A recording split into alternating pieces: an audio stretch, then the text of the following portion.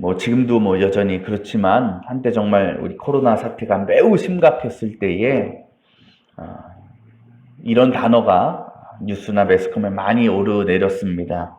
바로 코로나 포비아라는 단어입니다. 코로나 포비아. 들어보신 적이 있을 겁니다. 여기서 뒤에 포비아라는 말은 헬라어 포베이에서 나온 말입니다. 이 포베이란 말은 두려워하다라는 뜻인데 이것이 포비아로 되면서 명사 두려움, 공포라는 뜻이 됐습니다. 그러니까 무언가 단어의 뒤에 포비아라는 말이 붙으면 그 앞에 것에 대한 두려움이라는, 공포라는 뜻이 되는 거죠. 우리가 많이 아는 뭐 고소공포증이라는 것도 영어로 하면 아크로포비아라고 이제 표현을 하기도 하고, 또 요즘은 어떤 공포증이 있느냐, 노 모바일 공포증이라 있다 그래요. 노 모바일 공포증. 그러니까 손에 핸드폰이 없으면 불안하고 두려운 거예요. 정말 그때는요, 이 코로나 때문에 온 나라가 정말 두려움과 공포에 빠졌다고 해도 과언이 아니었죠. 근데 지금은 어떻습니까? 그때만큼은 아닌 것 같아요. 그죠? 어느 정도 그 코로나 포비아로부터는 우리는 좀 벗어나고 있지 않은가 생각을 하게 됩니다. 왜 그럴까요? 올해 초부터 이제 코로나 백신이 본격적으로 유통이 되면서 2월 달부터인가요? 맞기 시작했고, 지금은 약 30%, 온 인구의 30% 정도가 1차 접종을 다 마쳤고, 또 10% 정도는 2차까지 다 마친 상태가 되었습니다. 뭐 아직까지는 모든 국민들이 이 코로나 백신을 맞기까지, 그러니까 집단 면역에 이르기까지는 시간이 좀 걸릴지 모르겠어요. 그리고 또 뭐 여러 가지 뭐 변이 바이러스라고 많이 나오고 있어서 좀 걱정도 되지만, 그럼에도 우리가 이 백신이라는 것을 맞을 수 있다라는 것만으로도, 그렇죠? 예전만큼은 이제 이 코로나로부터 그렇게 두려워하거나 불안해하지는 않는다라는 거죠. 우리 여기 계신 분들 중에 우리 장로님만 코로나 백신을 맞으셨는데, 그렇죠? 아마 마음이 다르실 거예요. 맞지 않은 우리보다 훨씬 더 편안하시고, 그죠? 지침도 나왔죠. 1차까지 맞고 증상이 없으면 마스크 벗어도 된다고. 교회에서. 원래는 벗으셔도 돼. 쓰는 게 제일 안전하기만. 그래, 우리가 어느 정도는 그 공포에서 벗어났어요. 우리가 어떤 일을 만날 때에, 어떤 상황을 만날 때에요, 여러분, 그것에 대처할 수 있는, 또 해결할 수 있는 방법이 있다라고 하면, 마치 백신처럼, 우리는 그 일에 대해서 어떤 두려움과 불안함을 크게 느끼지 않습니다. 왜? 방법이 있으니까. 해결할 수 있으니까. 그런데 그렇지 않은 상황을 만날 때에, 뭐 우리가 코로나 포비아에 빠졌을 때처럼 정말 내 능력으로 해결될 수 없고 감당할 수 없는 일을 만나면 우리는 그 일이 우리에게 뭐가 된다? 뭐로 다가온다? 포비아가 된다라는 거예요. 두려움, 공포가 된다라는 겁니다. 혹시 여러분의 인생 가운데 도저히 극복할 수 없는 어떤 두려움의 문제, 불안의 문제가 있습니까? 지금 그런 일들을 경험하고 있습니까? 오늘 말씀 보면 그와 같은 두려움과 공포를 가지고 예수님을 찾아온 사람이 등장합니다. 바로 야이로라고 하는 사람이죠. 그가 왜 두려움에 빠졌습니까? 그의 딸이 병들어 죽게 되었기 때문이죠. 아버지 입장에서 사랑하는 자녀가 죽어가는 모습을 보면 그 심정이 어떻겠습니까? 부모로서 가장 큰 두려움 중에 하나는 바로 자녀의 고통, 자녀의 아픔일 거예요. 이 아버지도 그 고통 가운데 모든 수단과 방법을 다 사용했을지 모릅니다. 비싼 약도 사 먹여보고 용하다는 의사도 불러왔을 겁니다. 하지만 낫질 않는 거예요. 죽어가고 있는 겁니다. 근데 그때 이 야이로의 머리에 누가 스쳐 지나가느냐? 예수님이라는 인물이 스쳐 지나가는 거예요. 당시요, 예수의 능력은요, 어느 정도 소문이 나 있었습니다. 많은 사람들이 예수님께서 행하신 그 기적을, 능력을 알고 있었습니다. 야이로도 마찬가지였어요. 그러니까 모든 수단과 방법을 다 사용했는데 안 돼. 이제는 뭐밖에 없는 거야? 예수님밖에 없는 거예요. 그래서 예수님이 계신 곳을 찾아가서 엎드려 울면서 내 딸을 살려달라고 애원하고 있었다라는 거죠. 그런데 이와 같은 모습은요, 당시로서는 사실 상상하기 힘든 일입니다. 왜 그러냐면 야이로의 직업이 뭐였다고 나와 있습니까? 회당장이었다라고 하죠. 회당장. 회당장이 어떤 사람이냐? 유대인의 회당을 관리하는 사람이에요. 회당의 장입니다. 근데 관리라는 것이 우리가 흔히 하는 관리인 이런 개념으로 회당을 청소하고 문 단속하는 그런 정도가 아닙니다. 엄청난 직급에 있는 사람이에요. 회당장은 회당에서 진행되는 모든 예배, 예식의 순서를 맡아서 만든 사람입니다. 또 회당의 질서를 유지하는 사람이고 모든 회당의 행정을 다 맡아서 관리하던 사람이에요. 일종의 우두머리였습니다. 회당이. 때문에 이 회당장이라는 사람을 유대인들, 특히 정통적인 유대인들 사이에서는 굉장히 존경받는 인물이었어요. 우러러 봤어요. 또 유대인 중에 유대인이었습니다. 근데 보통 그 당시에 정통적 유대인들이 예수를 어떻게 생각했어요? 이단자, 신성 모독자. 그래서 회당에서는 추방돼야 되는 사람. 이렇게 생각했거든요. 보통의 유대인들도 그런데 회당장은 어떻게 했어요? 보통 회당장의 직급에 있는 사람은 그게 더 심했지 않았겠어요? 더 예수님을 보통 적대시하지 않았겠습니까? 근데 어떻게 그런 사람에게 찾아가서 엎드려서 울면서 부탁하고 애원할 수 있을까? 상상할 수 없는 거예요. 하지만 이 야이로라는 회장당은 그렇지 않았다라는 거죠. 예수 앞에 완전히 엎드려서 굴복해서 부르짖으면서 내 딸을 살려달라고 애원하고 있습니다. 이것을 또 우리가 알 수 있는 게 무엇일까요? 야이로는 모든 걸 다 내려놓은 거예요. 자식의 그 질병 앞에서, 죽어가는 그 자녀의 아픔 앞에서, 두려움 앞에서 모든 거, 지위, 능력, 특권 다 내려놓고 믿음으로 예수님을 찾아간 거죠. 그렇게 보면 야이로는 참 믿음이 좋은 사람인 거예요. 그 야이로의 마음을, 믿음을 예수님께서 기뻐 받으셨어요. 그래서 고쳐주시러 함께 가시게 되었습니다. 여러분, 이제요, 이 야이로의 문제, 그 두려움의 문제가 해결되는 거는 시간 문제죠. 왜? 가시게만 하면 고침받으니까. 그렇게 믿고 있으니까. 이미요, 예수님과 함께 자신의 집으로 가는 그 길에 야이로에게 있던 그 두려움과 불안은 사라졌을 거예요. 그것이 뭐로 바뀌었을까? 기대와 소망. 왜? 이제 내 딸이 예수님을 통해서 낫게 될 거니까. 근데 여러분, 전혀 예상치 못한 상황을 만나게 됩니다. 오늘 우리가 빼먹고 읽은 그 내용인데, 그렇게 가는 길에 누굴 만나요? 12년 동안 혈루증에 걸려있던 여인을 만나게 돼요. 여러분, 혈루증이 어떤 병이냐? 지금 그런 병이 많이 없지만 몸에서 이제 피가 자꾸 뿜어져 나오는 거예요. 당시 사람들로부터 그러한 병은요, 제일 부정한 병이었어요. 제일 더러운 병이었어요. 이 여인이 어떻게 살았을까? 그 12년 동안 비난받고 멸시받고 천대받으며 살았어요. 몸에 질병이 있는 것도 서러운데 사람들로부터 큰 핍박을 받고 멸시를 당합니다. 얼마나 또 그 삶이 고통스럽겠습니까? 또 그것이 그 여인에게 어떤 문제입니까? 두려움의 문제였어요. 불안의 문제였다라는 겁니다. 그리고 몇 년 동안 알았다고요? 12년 동안. 여러분, 12라는 숫자, 성경에서의 숫자는 그냥 그 정도가 있거냐고 넘어가는 숫자는 별로 없어요. 의미가 있습니다. 성경에서는요, 완전수라는 개념이 있죠. 우리가 보통 1, 3, 7 이런 것들. 이 12라는 숫자도 성경에 많이 등장하는데 완전수예요. 완전수라는 건 뭡니까? 그러니까 이 여자가 12년 동안 혈루증을 앓았다는 건 뭐예요? 완전히 그 병에 사로잡혀서 도저히 벗어날 수 없는 상황에 이른 상태다라는 것을, 이 12년 동안 혈루증을 앓았다라는 것을 우리는 알게 된다는 겁니다. 여러분, 그렇게 살아가는 여인에게 소망이 있겠어요? 뭔가 희망이 있겠어요? 없어요. 근데 이 여인은 어떻습니까? 예수님께서 지나가신다는 소문을 들었을 때에 야이로처럼 예수님만이 내 문제를 해결해 주실 수 있다, 그 믿음으로 예수 앞에 나아간 거예요. 28절에 보면 그 여인의 믿음을 이렇게 묘사하고 있어요. 뭐라고요? 그의 옷에 손을 대기만 하여도 나을 수 있다라는 믿음이 있다라는 거죠. 그 믿음을 가지고 이 여인이 예수님 앞에 나와갔고 그 믿음대로 어떻게 했어요? 옷자락에 손을 되었다라는 겁니다. 그러자 놀라운 일이 일어나죠.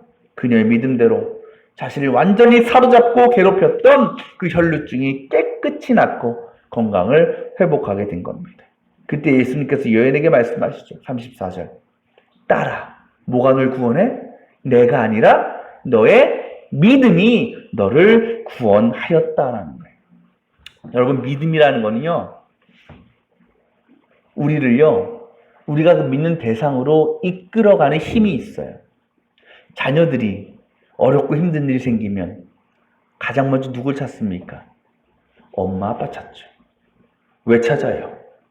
믿으니까 찾는 거예요. 가장 믿을만 하니까 찾는 거예요. 가장 믿을만 하니까 자신의 문제를 해결하기 위해서 가장 믿을 수 있는 존재를 찾아가는 거예요. 믿으면 따라간다라는 거예요. 믿으면 그 믿음의 대상으로 우리가 끌려간다라는 겁니다. 그래서 이 여인은 그 상황 속에서, 또 야이로도 그 상황 속에서 예수 앞에 예수를 찾아가서 무릎을 꿇고 옷자락을 만질 수 있었다는 거죠. 여러분, 야이로가 이 사건을, 혈류병 걸린 여인이 고침받는 사건을 바로 옆에서 봤을 거 아니에요. 어땠을까요, 그가? 그 예수의 능력에 대해서 더 신뢰가 갔겠죠. 확실하다. 분명 자신의 딸도 물론 이미 믿고 있었지만 더 믿음이 더해진 거예요. 더 확신이 된 겁니다.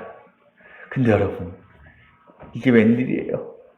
그 여자를 고치시고 그 여자와 대화를 나누시고 계시던 중에 그 회당장 야이로의 집에서 그의 하인이 헐레벌떡 뛰어오는 겁니다. 그리고 뭐라고 얘기합니까? 35절. 따님이 죽었습니다. 여러분, 죽었다라는 건 뭡니까? 끝났다라는 거예요. 다 끝났다라는 거예요. 끝났으면 이제 병든 아이를 고쳐주실 예수님이 필요가 있어요? 없어요? 없다는 겁니다. 야이로의 생각도 마찬가지였어요.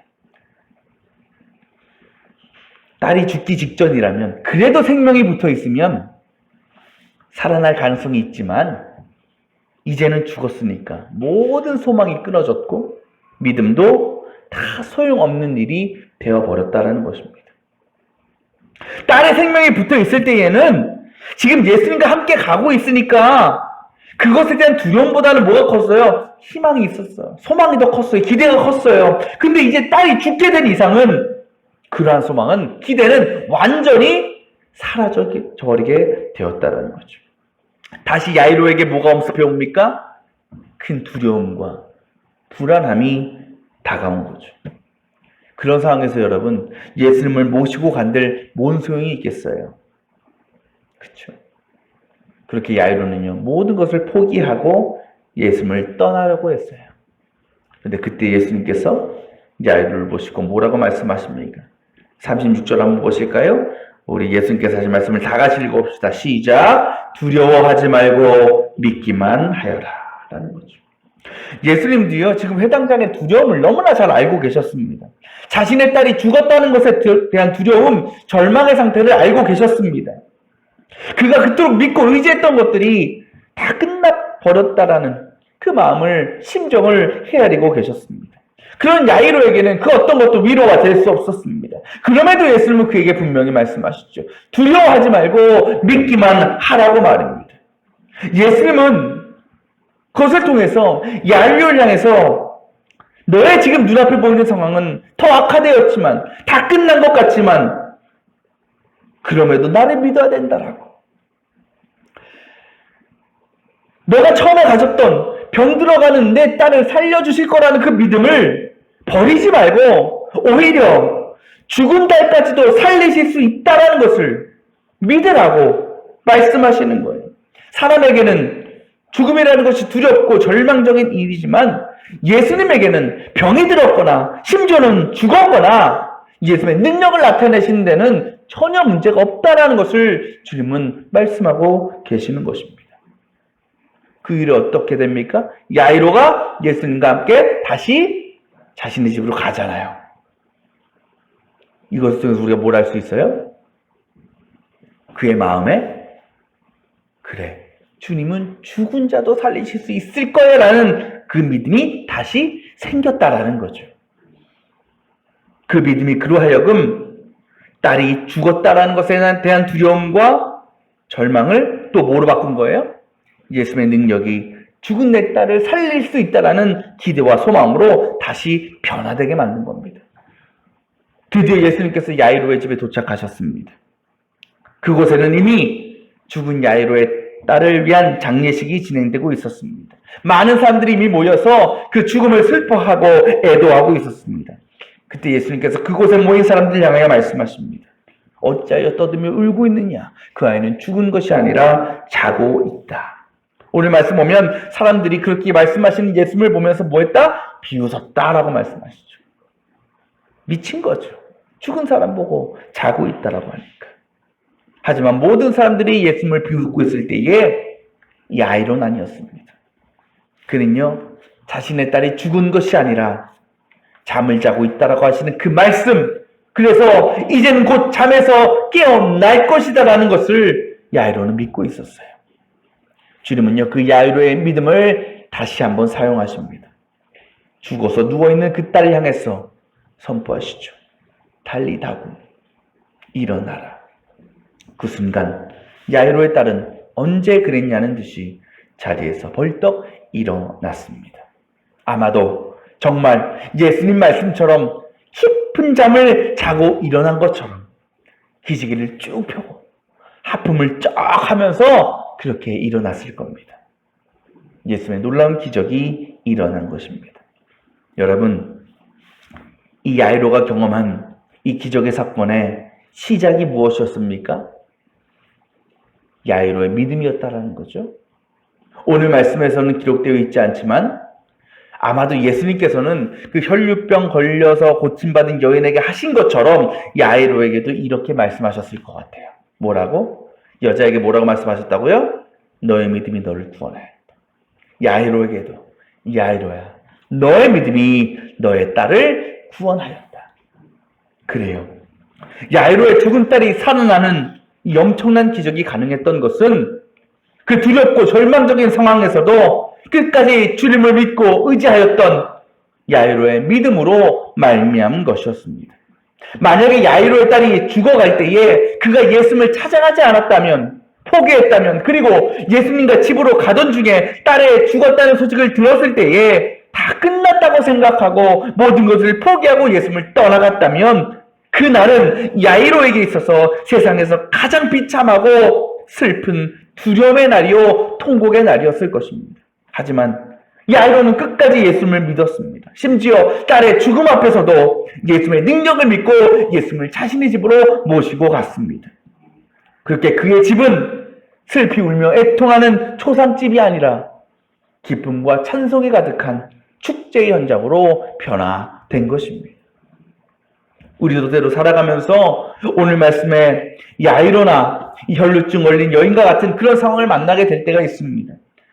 정말 자기 목숨보다 귀하게 여기는 사랑하는 자녀가 병에 걸려 죽은 것 같은, 그리고 평생을 질병으로 고통받으며 살다가 말라 죽을 것 같은 그런 고난과 어려움의 시간을 만나게 됩니다. 만약 우리가 그런 상황과 환경 가운데 현실 속에서 그 상황만을 바라본다면, 그리고 내 자신만을 바라본다면 우리는 두려움에 빠질 수밖에 없고 절망에 빠질 수밖에 없습니다. 그렇게 하나님을 원망하게 되고 의심하게 되고 예수 믿는 믿음 다 필요 없다고 그렇게 포기하게 됩니다. 여러분, 예수님께서 왜 야이로의 딸을 죽도록 내버려 두신 것일까요? 그것은 이제는 믿음은 다 필요 없는 것이야, 나를 믿지 마라고 말씀하시려는 것이 아니라 오히려 야이로를 더 크고 굳건한 믿음의 단계로 세워주시고자 하였던 계획이었다는 거죠. 우리도 마찬가지입니다. 왜 주님께서 우리의 인생에서 두려움과 절망에 빠뜨리는 그런 상황과 문제를 만나게 하시는 것입니까? 바로 이제는 우리가 내 자신이 아니라 주님을 찾고 그 능력을 의지하라는 하나님의 뜻이요 부르심이라는 것을 깨닫게 하려 하시기 위함입니다. 그래서 그 부르심에 응답해서 주 앞에 나아가서 엎드리고 그 옷자락이라도 만져보라라고 우리에게 말씀하고 계시는 겁니다. 그렇게 주님의 치유와 회복의 능력을 믿고 우리가 기도하며 나아갈 때에 우리의 삶과 영혼을 사로잡는 그 두려움과 절망으로부터 우리는 자유함을 누릴 수 있을 것이고, 더 나아가서 기쁨과 소망 가운데 주님의 회복의 때를 기다릴 수 있는 것입니다. 사랑하는 여러분, 혹시 여러분의 삶과 또 믿음 가운데 여러분을 두려움과 절망에 빠뜨리는 문제들이 있습니까? 도저히 내 힘으로, 내 능력으로 해결할 수 없는, 다 끝나버린 것 같은 어려움과 고난을 만나고 있습니까? 그때 우리의 마음에 이런 생각이 들 수 있습니다. 노래 가사처럼 여기까지가 끝인가 보고, 주님 여기가 끝인가 봐요. 여기가 제 믿음의 한계인가 봐요. 더 이상 저희 집에 그만 오셔도 돼. 야이로처럼 그만 오셔도 돼요.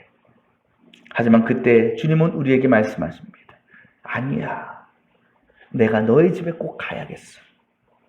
너희로 심각해지고 어려워진 그 삶의 현장으로 나는 반드시 가고 말 거야. 그러니까 너는 두려워하지 말고 믿기만 해라. 그렇게 주님은요, 어떤 우리의 경험과 지식에 제한된 믿음이 아니라 오직 예수 그리스도를 향한 그 능력을 향한 완전한 믿음으로 우리를 이끌어 가십니다. 물론 그랬다고 우리가 닥친 문제들이, 어려움들이 단번에 해결되진 않습니다. 여전히 우리의 현실은 변하지 않을 수 있습니다. 하지만 우리가 주님을 찾고 그 능력을 믿는 그 믿음이 우리로 하여금 고난과 어려움 속에서도 하나님의 평안과 소망을 누리게 할, 그렇게 우리를 세워주고 변화되게 하는 거예요. 또 앞으로 행하실 일에 대한 기대와 소망을 우리가 품게 하신다라는 겁니다. 여러분, 어찌 보면요, 바로 이것이 문제가 해결되고 회복되는 것보다 더 놀라운 역사인 거예요. 더 엄청난 기적인 줄 믿습니다. 오늘 이 시간에 그 믿음을, 그 야이로의 믿음을, 혈류병 걸린 그 여인의 믿음을 우리 모두가 품고 나아갈 수 있기를 바랍니다.